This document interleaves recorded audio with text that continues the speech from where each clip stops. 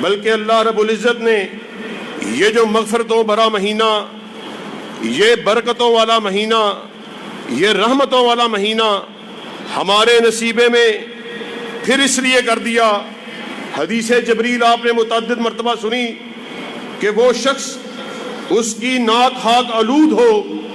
جس کی زندگی میں یہ مبارک مہینہ آیا اور اس نے اپنے آپ کو جہنمیوں کی فہرست سے نجات نہ دلا دی ہو۔ ساتھیو، اللہ رب العزت بڑے غفور الرحیم ہیں۔ وہ تو انسان کو معاف کرنے پر، رحم کرنے پر تلے بیٹھے ہیں۔ اب یہ ہماری بدنصیبی ہے، ہماری بدقسمتی ہے، ہماری بدبختی ہے کہ ہم بارگاہ رب العالمین میں نہ آئیں اور اپنے استغفار کے استغاثے کو اس کی بارگاہ میں نہ دائر کریں۔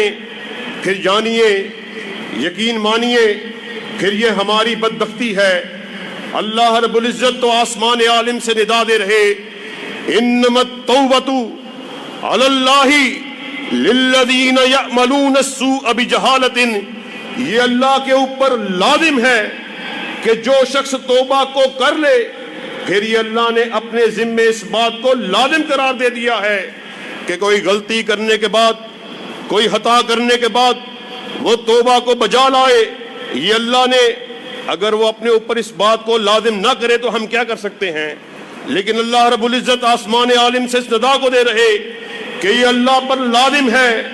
کوئی غلطی کرنے والا، کوئی خطا کو کرنے والا پھر اللہ کی بارگاہ میں آئے، اپنے گناہوں کی معافی کو طلب کرے، یہ اللہ پر لازم ہے کہ اس کے گناہوں کو معاف فرما دے۔ حضرات گرامی قدر، پھر یہ رمضان کی گھڑیاں ایام معدودات، گنتی کے چند دن بڑی تیزی سے ہمارے ہاتھوں سے سلپ ہو رہے، بڑی تیزی سے گزر رہے۔ آج ہم نے 19ویں رات کو آپ کے سامنے گزارا، آخری عشرے میں رمضان المبارک داخل ہونے والا ہے۔ آئیے اللہ کی بارگاہ میں آئیں، اپنے گناہوں کے استغاثے کو اس کے سامنے دائر کریں۔ رمضان میں کی جانے والی جتنی عبادات ہیں، آن حضرت محمد الرسول اللہ صلی اللہ علیہ وسلم نے ارشاد فرمایا، رمضان المبارک کے مہینے کے متعلق متعدد باتوں کو آپ نے فرمایا۔ آپ کا ارشاد عالی ہے، من قام رمضان ایمانا واحتسابا غفر له ما تقدم من ذنبی، من صام رمضان ایمانا واحتسابا غفر له ما تقدم من ذنبی، من قام لیلۃ القدر ایمانا واحتسابا غفر له ما تقدم من ذنبی۔ معنی کیا ہے؟ معنی یہ ہے، ہر عبادت کے کرنے میں، قیام کے کرنے میں، روزے کو رکھنے میں، لیلۃ القدر کی عبادت میں نتیجہ کیا ہے؟ نتیجہ یہی ہے، ہمارے گناہوں کو معاف کر کے اللہ ہمیں جنت الفردوس میں داخل کرنا چاہتے ہیں۔ اور حضرات گرامی قدر، وہ تو ان اللہ یحب التوابین ویحب المتطہرین، وہ تو توبہ کو محبت کرنے والے ہیں۔ ساتھیو، وہ اتنے رحم دل اور اتنے غفور الرحیم ہیں۔ ہم نے یہاں پر استغفار کے حوالے سے جمعے کو بھی سنا، بھائی حافظ ہشام الہی ظہیر کے مختلف دروس کو بھی سنا۔ آقا کائنات حضرت محمد الرسول اللہ صلی اللہ علیہ وسلم ارشاد فرماتے ہیں کہ رات کے وقت، یہ کوئی رمضان کی راتوں کا تذکرہ نہیں کر رہا، بلکہ ساری زندگی اللہ رب العزت کی یہ سنت ہے، آپ کا معمول ہے کہ رات کے وقت اللہ اپنے ہاتھوں کو پھیلائے رکھتے ہیں اور اعلان کرتے ہیں کہ آؤ دن میں گناہوں کو کرنے والوں، آؤ میری بارگاہ میں اپنے گناہوں کی معافی کو طلب کرو، میں تمہارے گناہوں کو معاف کرنے کے لیے تیار بیٹھا ہوا ہوں۔ اور پھر اسی پہ بس نہیں، آقا کائنات نے ارشاد فرمایا، پھر سارا دن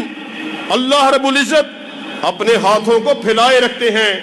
کہ آؤ راتوں کی تنہائیوں میں گناہوں کو کرنے والوں، آؤ میری بارگاہ میں آؤ، اپنے گناہوں کے بارے میں معافی کو طلب کرو تاکہ میں تمہارے گناہوں کو معاف کر دوں۔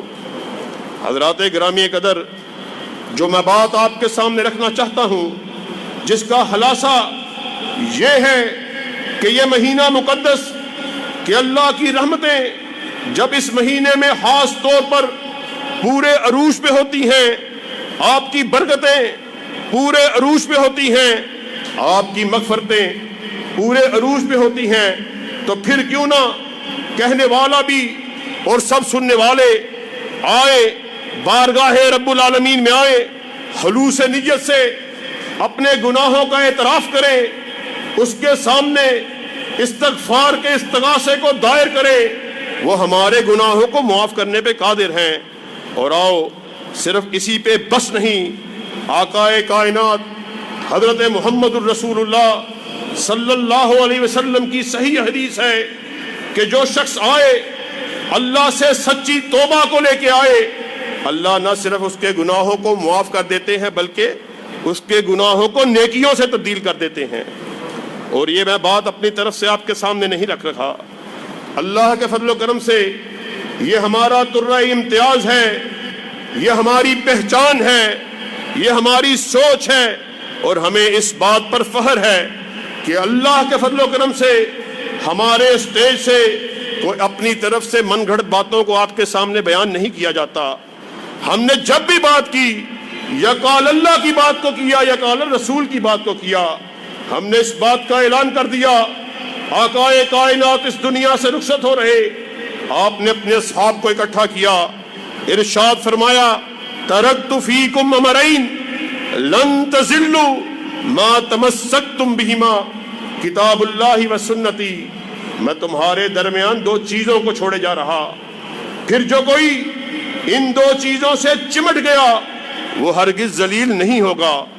اصحاب رسول نے پوچھا آقا محترم آپ ہمارے درمیان کیا چھوڑے جا رہے؟ آپ نے ارشاد فرمایا ایک اللہ کی کتاب کو چھوڑے جا رہا، دوسرا اپنی سنت کو چھوڑے جا رہا،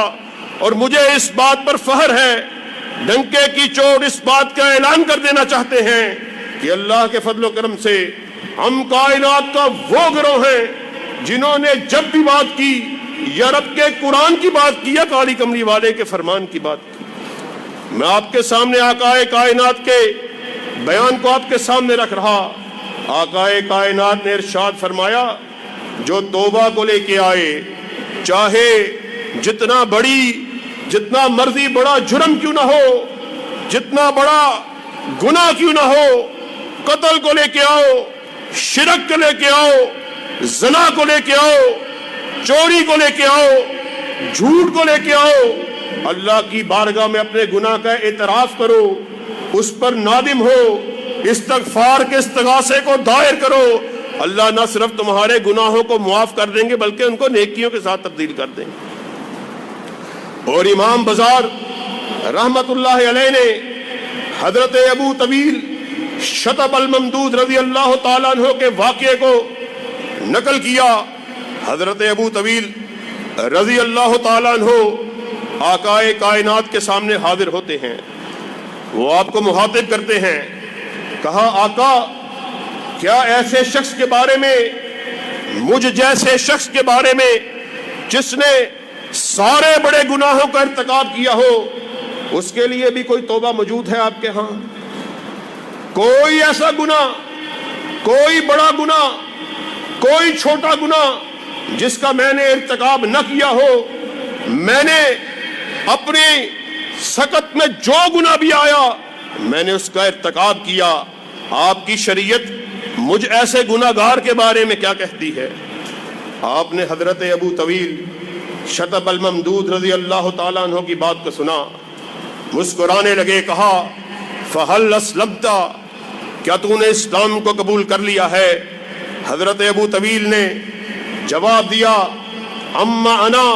فَأَشْهَدُ أَن لَا إِلَهَ إِلَّا اللَّهُ وَأَنَّكَ رَسُولُ اللَّهُ، جہاں تلک میری بات ہے میں گواہی دیتا ہوں اللہ کے سوا کوئی عبادت کے لائق نہیں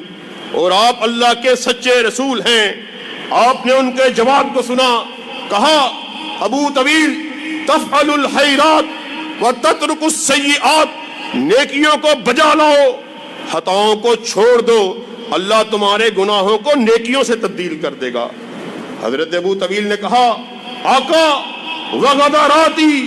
وفجراتی، وہ جو میری بدکاریاں ہیں، وہ جو میری سیاہکاریاں ہیں، آپ ان کے بارے میں تو بتلائیے۔ آپ نے کہا ہاں ہاں، تیری بدکاریوں کو، تیری سیاہکاریوں کو اللہ نیکیوں میں تبدیل کر دے گا۔ اور اسی پہ بس نہیں، یہ حدیث کی بات ہی نہیں، اللہ رب العزت کلام مجید سے آسمان سے ندا دے رہے الا من تاب وآمن وعمل عملا صالحا فاولئک یبدل اللہ سیئاتہم حسنات۔ آؤ اللہ کے سامنے استغفار کے استغاثے کو دائر کرو اور اس کے سامنے گناہوں کی معافی کو طلب کرو، اللہ تمہاری نیکیوں کو، تمہارے گناہوں کو نیکیوں کے ساتھ تبدیل فرما دیں گے۔ اور حضرت عمر جب آقا کائنات کے پاس اسلام کے لیے، اسلام کو قبول کرنے کے لیے حاضر ہوئے، بیعت کے لیے اپنے ہاتھ کو بڑھایا، آقا کائنات نے اپنے ہاتھ کو بڑھایا، حضرت عمر نے اپنے ہاتھ کو واپس کھینچ لیا۔ آقا کائنات سارے ماجرے کو دیکھ رہے ہیں، متبسم ہوئے، کہا عمر کیا بات ہے، اپنے ہاتھ کو پیچھے کیوں کھینچتے ہو؟ آقا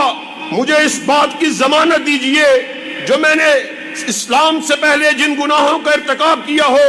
اسلام لانے کے بعد میرے گناہوں کو اللہ معاف فرما دیں گے۔ آقا کائنات نے مسکراتے ہوئے جواب دیا عمر اللہ نہ صرف تیرے گناہوں کو معاف کریں گے بلکہ ان کے ساتھ نیکیوں کے ساتھ تبدیل فرما دیں۔ حضرات گرامی قدر، اللہ رب العزت کی تو رحمت اپنے جوش و خروش پہ ہے، پھر یہ آپ کی میری نادانی ہے، ہماری بدبختی ہے، ہماری بدقسمتی ہے، ہماری نادانی ہے کہ ہم ان رحمت بڑے مہینے میں اپنے روٹے ہوئے رب کو منا کر، اللہ نہ کرے اگر ہمارا نام جہنمیوں میں لکھا ہوا ہے تو اس کو اس سے کٹوا کر اپنا نام جنتیوں کی فہرست میں داخل نہ کروا دیں۔ اور حضرات گرامی قدر، آقا کائنات حضرت محمد الرسول اللہ صلی اللہ علیہ وسلم ارشاد فرماتے ہیں میں دن میں 100 مرتبہ استغفار کو کرتا ہوں۔ وہ ہستی اقدس و مقدس کہ جس کے بارے میں عرش سے ندا آئی ما ینطق عن الہوی ان ہوا الا وحی یوحی، پوری کائنات غلطی کھا سکتی ہے، غلطی سے پاک اگر کسی کو بنایا تو اللہ نے تنہا آمینہ کے لال کو بنایا ہے۔ آپ کا یہ معمول تھا 100 مرتبہ استغفار کو کرتے۔ اصحاب رسول نے پوچھا اللہ اے نبی محترم حضرت محمد رسول اللہ صلی اللہ علیہ وسلم، آپ تو معصوم عن الخطا ہیں، آپ 100 مرتبہ استغفار کو کیوں کرتے ہیں؟ آپ نے ارشاد فرمایا کیا تم یہ نہیں چاہتے کہ میں استغفار کو کر کے اللہ کے شکر گزار اور عبادت گار بندوں میں اپنا نام شامل کر دوں؟ حضرات گرامی قدر، استغفار کے کرنے کے ایسے ایسے فائدے ہیں، اگر ہم تاریخ اسلام کے اوراق کی گردانی کریں، ان کو صفحات کو الٹے تو انسان حیران رہ جاتا ہے کہ استغفار نہ صرف گناہوں سے معافی کا سبب ہے بلکہ ایسے کام اللہ رب العزت اپنے ذمے لے لیتے ہیں کہ انسان حیران و ششدر رہ جاتا ہے۔ وقت کم ہے، میں آپ کے سامنے امام احمد ابن حنبل کا واقعہ رکھ کر آپ سے اجازت چاہوں گا۔ امام احمد ابن حنبل رحمت اللہ علیہ ارشاد فرماتے ہیں کہ ایک رات سفر پر میں نکلا ہوا تھا، ایک مسجد کو دیکھا، دل میں خیال آیا کہ اس مسجد میں رات کو قیام کرتا ہوں۔ مسجد میں چلا گیا، نوافل کو ادا کیا، مسجد کے متولی کو مخاطب کیا کہ میں مسافر ہوں، رات کا قیام کرنا چاہتا ہوں، لیکن اس متولی نے کہا ہمارا یہ قاعدہ نہیں ہے، ہمارا یہ دستور اور نظام نہیں ہے کہ کسی مسافر کو رات کے رہنے کی اجازت دی جائے۔ حضرت امام احمد فرماتے ہیں میں اس سے اس بات کو کر رہا، قریب ہی ایک شخص وضو کو کر رہا، ہماری گفتگو کو سن رہا، اس نے متولی کو مخاطب کیا، کہا اس شخص کو میرے حوالے کر دو کہ میں آج رات اس کی خدمت کروں، پھر صبح ہوتے یہ اپنے سفر کو دوبارہ اس کا آغاز کر لے گا۔ حضرت امام احمد فرماتے ہیں وہ شخص جو کسی تنور کا مالک تھا، نان بائی تھا، روٹیوں کو لگانے والا تھا، مجھے اپنے گھر میں لے گیا، میرے لیے بستر کا انتظام کیا، میں بستر پہ براجمان تھا، کیا دیکھا وہ شخص آٹے کو لیے ہوئے اس کو اس نے گوندنا شروع کیا اور ساتھ ساتھ اس کلمے کو اس کی زبان سے سنا. آٹے کو گوندتا جاتا تھا اور اس کلمے کو ادا کرتا جاتا تھا, استغفر اللہ استغفر اللہ استغفر اللہ. امام احمد فرماتے ہیں میں اس کے اس کلمے کو اس کے منہ سے جاری ہوتے ہوئے اس کی طرف متوجہ ہوا اور اس سے ایک سوال کو کیا کہ اے نان بھائی, اے روٹی کو لگانے والے, یہ تم کیا کرتے ہو؟ کہا اے اجنبی شخص, استغفار کو طلب کرتا ہوں, اللہ سے اپنے گناہوں کی بخشش کو طلب کرتا ہوں. امام احمد کہنے لگے میں نے اس نان بھائی سے سوال کو کیا کہ کیا تجھے اس استغفار کرنے کا کوئی زندگی میں فائدہ بھی ہوا ہے یا ویسے ہی استغفار کو کرتا رہتا ہے؟ کہنے لگا او اجنبی, تو نے ایک ایسی بات کو پوچھا ہے تو سن, اللہ کی قسم ہے میں استغفار کو جب سے میں نے اس کو اپنا وتیرہ بنایا ہے, استغفار کو اپنی زندگی کا حصہ بنایا ہے, کوئی ایک ایسی خواہش نہیں جو میرے دل میں پیدا ہوتی اور اللہ اس کو فوراً سے پہلے پوری نہ کر دیتے. بہت عرصہ ہو گیا ہے میرے دل میں کچھ عرصے سے یہ بات آتی ہے, ایک شخص ہے اس کا میں نے بڑا نام سنا, اس کے مقام مرتبے کے بارے میں بڑا سنا, نام اس کا احمد ابن حنبل ہے. دل میں خواہش ہے کہ ہو نہ ہو اللہ کبھی ایسا کرامت دکھا دے کہ میری ملاقات اس نیک شخص سے کرا. حضرت امام احمد بن حنبل کہتے ہیں میں مسکرانے لگا, کہا او نان بھائی میں وہ شخص ہوں کہ جس سے ملنے کا تو آرزو مند ہے اور خواہش مند ہے. ساتھیو یہ ایک لمبا موضوع ہے, اس کے جتنے فوائد ہیں جو قرآن میں, حدیث میں اللہ رب العزت نے, آقا کائنات نے بیان کیے, انشاءاللہ رات باقی بات باقی. اللہ رب العزت سے دعا ہے کہنے والے کو اور سب سننے والوں کے گناہوں کو معاف فرما دے. وآخر دعوانا ان الحمدللہ رب العالمین.